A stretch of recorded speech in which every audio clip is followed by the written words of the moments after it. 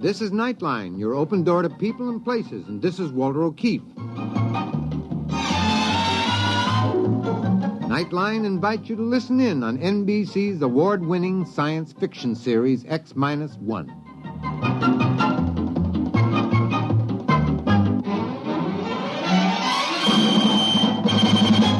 Now escape to a world of the future. Countdown for blast off. X-5, 4, 3, 2, X-1, fire.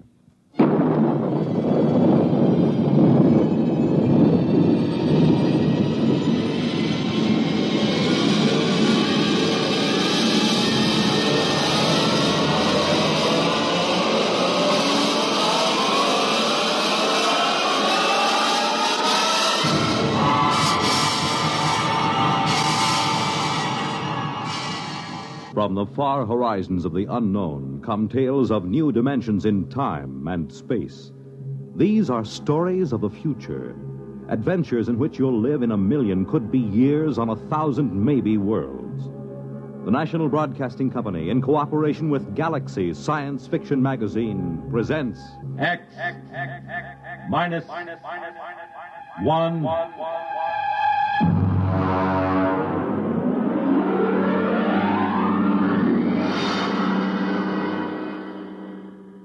Tonight, The Merchant of Venus by A.H. Phelps, Jr.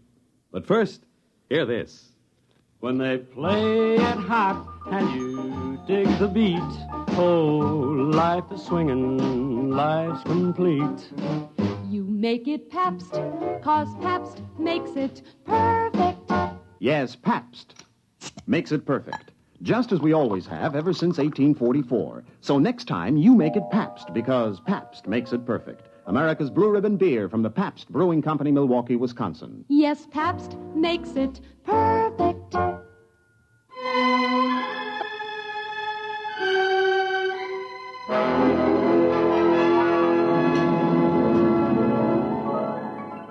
Now on X-1, The Merchant of Venus.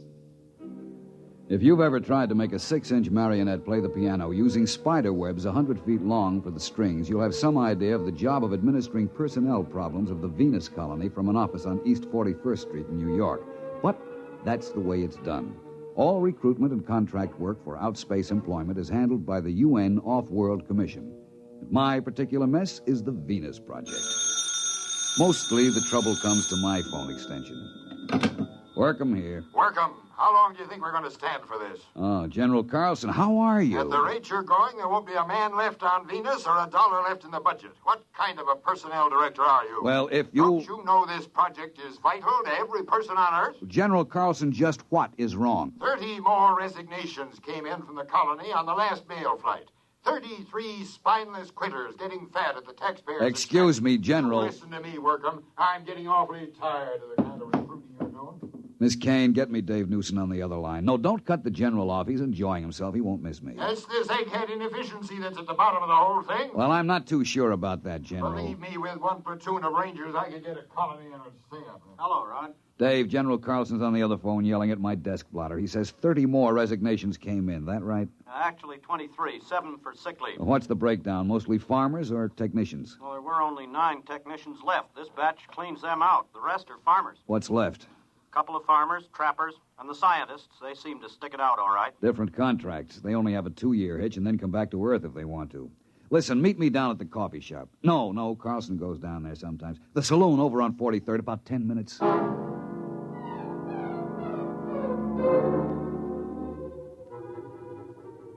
The saloon was decorated in old-fashioned foam and plastic furniture. It looked straight out of the antebellum 1950s. I found Dave waiting for me in a booth, and we got right down to it. Well, listen, why don't we leave this last bunch of quitters right where they are? Refuse to bring them home. Then they'd have to make a go of the colony to save their scrawny necks. Oh, I'd like to, but even General Carlson wouldn't dare. We'd never get another colonist off Earth. And our main job is to relieve population crowding on Earth.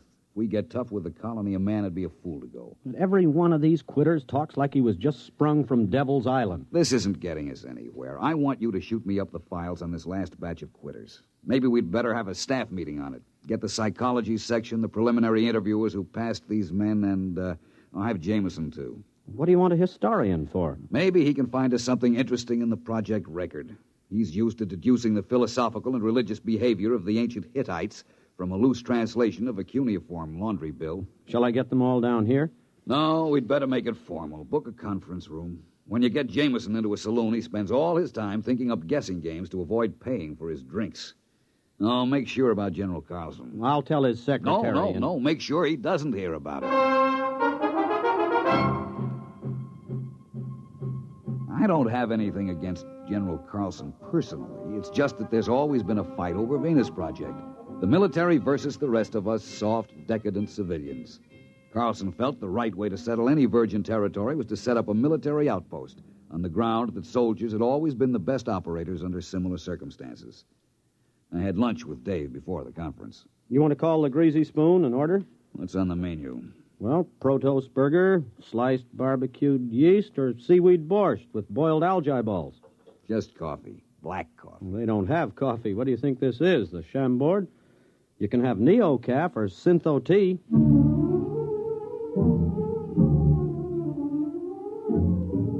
And that just about sums up the problem the Earth faces. Scientific agriculture and hydroponics had gone just about as far as they could. Synthesized foods couldn't take up the slack. If the people of Earth kept on emulating the extinct rabbits, as they showed every intention of doing, we had about 30 years before we'd all be standing on each other's shoulders, chewing our fingernails for nourishment. Or rigid birth control would go into effect, with the whole attendant problem of racial tension, nationalistic wars, and bootleg conceptions. The group gathered in the conference room looked sour enough to have been dining on seaweed borscht for a week. All right. I suppose I sum up what we all know already. It'll give us time to stall before we face problems to which we have no answers. That's a cheerful beginning. All right. Now, for 6 years, we've been trying to establish a self-sustaining colony on Venus. Why? Take the monorail out to Bucks County or up to Vermont at rush hour. There just isn't any more room on Earth. They've just opened the Dome Colony in Antarctica, and the housing areas in the Amazon Valley, and they're already piled up with a 10-year waiting list. All right, we send out colonists. What happens? They quit. Thank you, Mr. Jameson. The resignations come in. By terms of the contract, we have to transport them back to Earth inside of a month of resignation. There'll be nothing left on Venus but a few small clearings in the jungle and a few empty beer cans. Now, I'm not accusing anyone here of making mistakes, but I think we have to seriously consider whether we're spending money for nothing. Rod, you said the problem was insoluble. We know what we need up there. It's just that we're still making some mistake in selection, in psychological screening. That's all. You're not going to quit, are you, Rod? Well, we're not. We'll get these studies out and check again. Venus Project is too important to fail, right? Yeah, right.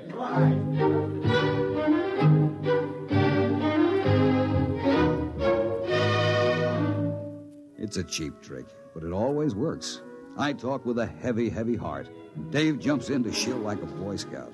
It always amazes me how a bunch of PhD psychologists can get suckered into enthusiasm every time. We tried to figure out what made the settlers quit. We went into their backgrounds, their personality psych profiles. The coffee grew stale and the smoke heavy. Nothing. Look, Rod, here's what it boils down to. A man has to be unstable to want to leave Earth, but he has to be stable to stay on Venus. You need initiative and resourcefulness to make out on a new planet. But if you had it, you'd make out fine at home. You need young, healthy, vigorous, mature, older, experienced people all rolled into one. We're looking for a collection of walking paradoxes.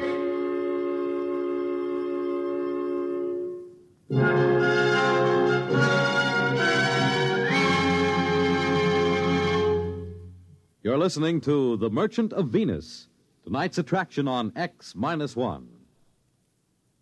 For the big things in your life, be ready with United States savings bonds. That's the new savings bond with the higher interest rate.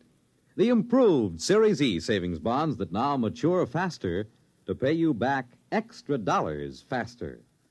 Yes, when you think of saving, think of savings bonds. They offer you the safe, easy way to save regularly. Safe because each bond is backed by the United States government itself. And it's easy because you can buy bonds either where you bank or through the payroll savings plan where you work. And remember, you get back $4 at maturity for every $3 invested. So you earn extra dollars. But the big news is that the maturity period is shortened to only 8 years and 11 months. So join the bond wagon. Start a family savings program. Invest in improved Series E bonds first thing tomorrow. And hold the bonds you already own.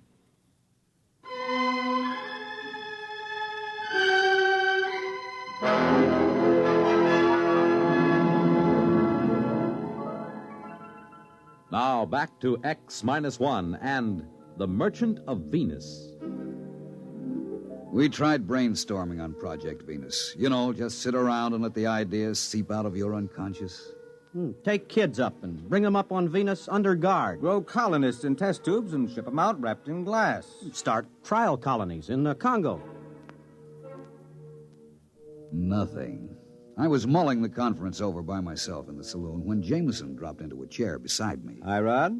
Oh, hello. Hey, I got a new game. I take 3 matches in my right hand and Don't you guess... bother. I'll pay for the drinks.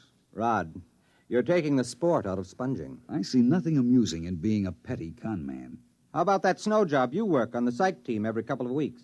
You could get rich selling bogus mining stock to investigators for the SEC. There is a difference between legitimate personnel psychology. Sure. How about when you threatened to quit? Well, I'm not sure I was kidding. What would happen if you quit? Carlson would probably send a military outpost up there. Make a clearing, build a fort, maybe a town, and then he'd try to get people to come and live in it. It won't work, though. They'll want to know why the planet had to be colonized that way. Why wouldn't the civilian colonists stay? Rod, this may surprise you, but I agree with you. But not because of your fancy psych profiles and emotional mathematics. A free people will not willingly move into a military township. Rod, you a gambling man. I told you, I'll pay for the drinks. No. I mean, would you take a 50-50 chance that the colony had a chance of working out? I guess so. It's better odds than I'd give at the moment. All right. You're on. Now, wait a minute. What are you talking about? Never mind. Here, look. I take 3 matches in my right hand...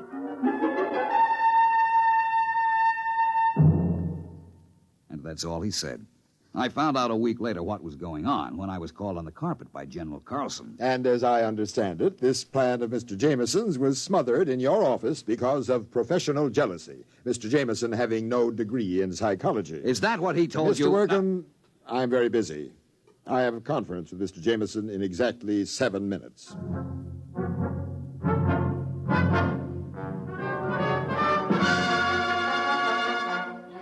I caught him later that afternoon. Now, take it easy, Rod. That's the only way I could get Old Blood and Sarsaparilla to snap at my bait. If he thought you were sitting on an idea, he was bound to grab it. You know he dry-docked me for 6 weeks. Go fishing. Have a good time. When you get back, I'll have my little swindle going full blast.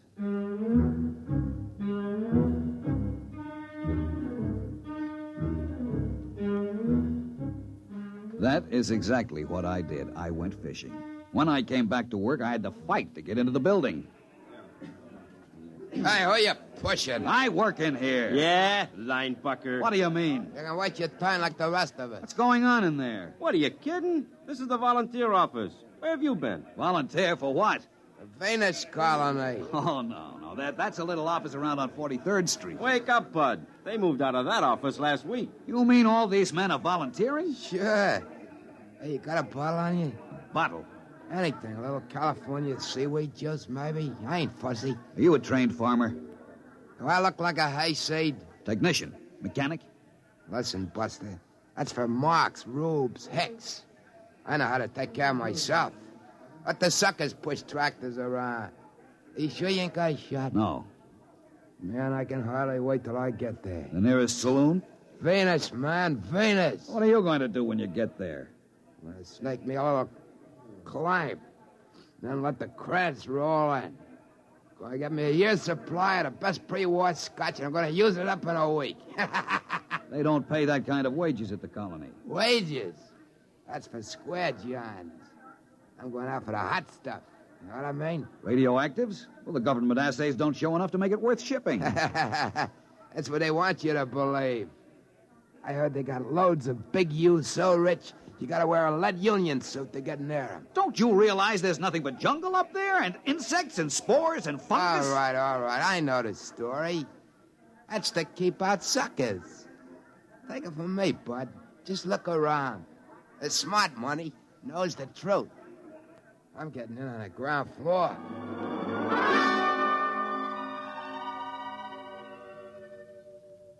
Jameson, you irresponsible idiot! Ah, Rod, how were the fish? I know what you're doing, and I won't put up with it. You've told those dupes down there they can get rich on Venus. Well, they're volunteering. And I suppose you think if you get enough of them, you'll find what you want. But have you looked at them? Crooks, gangsters, bums, hobos, drunks, and I don't know what. They are a little picturesque, aren't they? Well, you've got recruits, all right. But what kind of a society are you going to start with them? Rod, you're not being just a teeny-weeny bit snobbish, are you? Look, this isn't a joke. I don't care who goes as long as they meet some standards. But to make a decent place, you need decent people, morally clean and healthy.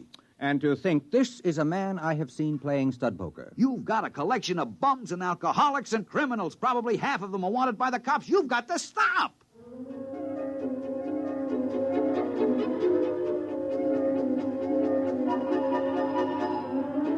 There wasn't a thing I could do. I issued a statement to the press, and I got editorials attacking me for trying to keep the riches of Venus from the common man. Days passed, weeks. The training and screening compounds were jammed, and the transports lifted from Cocoa Base on a tight schedule, 100 men to a ship, not counting crew. People traveled miles to apply. They drifted in from every skid row around the world. Then the numbers decreased. Day by day, the get-rich-quick propaganda seemed to be losing its grip. About a year passed, and the lines had dwindled down to about a steady 5 men a day. I went through my routines in a kind of daze, horrified at the tale history would write about the society that was recruited through my office. Then one day I met a man in a lunchroom. He asked me the way to the recruiting office. We got to talking. That afternoon, I found Jameson in the saloon and cornered him. Look, I take 4 lumps of sugar in my left hand, and you try to guess which one... Never mind. It's just a little sporting proposition. I've had enough sporting propositions out of you. Jamie, I just talked to a recruit. How democratic of you. I'm not kidding. He was an engineer who tossed up a good job to go out to the colony. How nice. I did a little more checking. They've changed. There are farmers with their families, school teachers, lawyers, doctors, and then 2 ex-colonists applied yesterday to go back. Guess which hand holds Listen, there is on the bar a pre-war bottle of scotch at $25 an ounce. I will buy you the whole bottle for an explanation. Oh, well, wait till I put the sugar back in the bowl. Jamie, how did you do it? Were we so far wrong with our charts and psychomath? Actually, you told me how to do it. Remember you said if there was a recently pioneered society around for you to test, you could set up your standards? Well, all you needed to do was duplicate the kind of person who settled America, or Australia, or California. As an historian, I knew what they were like, and I knew what brought them. So I put out the same bait. In a pig's eye, you did. How about freedom of religion, freedom from oppression? That had something to do with settling America, didn't it? Isn't that what brought people to this country? I saw that cesspool full of tramps you started with. If there was a Tom Paine or a Ben Franklin among them, I'll eat a whole Rorschach series 1 ink blot at a time. Rod, you are no historian. Franklin was born here. Paine didn't come over in the first wave. Pioneers are not necessarily young, healthy, or moral. America wasn't founded only by pilgrims. They were actually a minority. We were settled by promoters, bonded servants, British convicts, pickpockets, thieves, French and Spanish pirates. They came here for gold or to beat a hangman's rope. That's the kind of person who settles a new land. Misfits, drunkards, fugitives from justice. Too sick in mind or body to make a go of it where they are. But what kind of society will they make out of it? What kind did the sweepings of Newgate make out of America? After a while, they stop shooting each other down in the streets, and civilization catches up with them. For one thing, they get married. And it's amazing what a civilizing influence a wife is. Won't they be a little sore? After all, you just worked the greatest hoax since... Since the immigrants came to America because they heard the streets were paved with gold. Well, I'll be going along myself soon. You? Yep. Now that they've got a colony going up there, they'll be making history. And besides, I understand there's a wide-open gambling saloon at New Abilene on the Neo-Texas Peninsula. I'm anxious to try my luck on the wheel. I wonder if that pre-war bottle of scotch will stand the acceleration.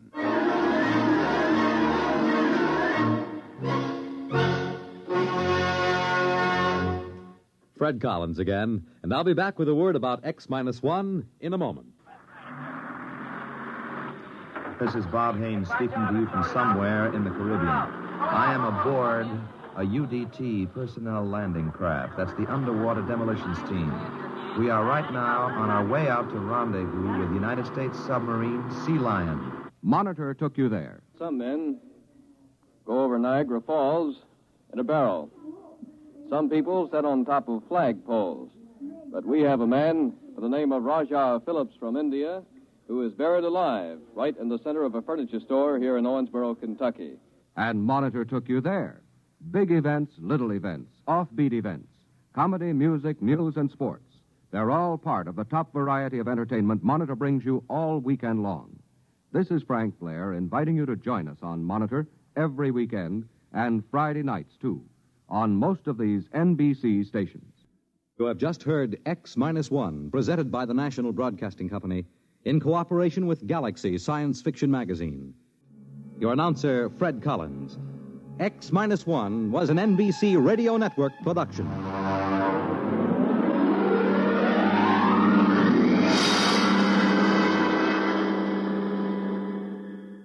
There's excitement in the air at night, and Nightline brings it to you. Hear Nightline with Walter O'Keefe, next on most of these NBC stations.